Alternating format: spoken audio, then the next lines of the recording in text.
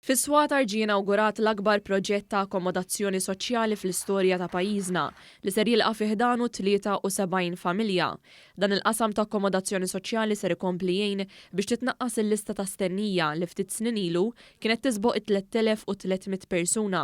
Preżenti għal din l-inawgurazzjoni kien hemm il-kap eżekuttiv tal-Awtorità tad-Djar Leonid Mekej li spjega kif dan huwa mument sinifikanti fejn qed tiġi ċċelebrata politika ġdida tal-awtorità. Illum li qegħdin niċċelebraw huwa mhux biss li qed nagħtu kenn l-73 familja minn fuq il-lista stennija, imma li qed niċċelebraw ukoll li awtorità wessat ir-remit tagħha biex illum qiegħda għandha r-riforma tal-kirjiet liberalizzati, il-kirjiet il-protetti kif ukoll aktar u aktar skemi biex aktar persuni jsiru sidin ta' darhom.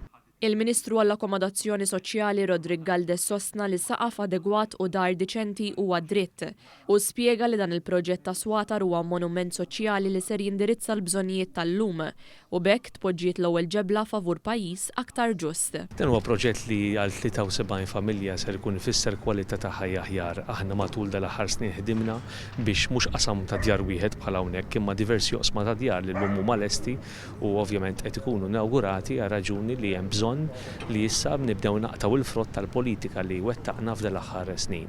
Il-Ministru Galdes temm jgħid kif il-bini tal-akkomodazzjoni soċjali huwa biss parti waħda mir-revoluzzjoni sħiħa li saret f'dan is-settur.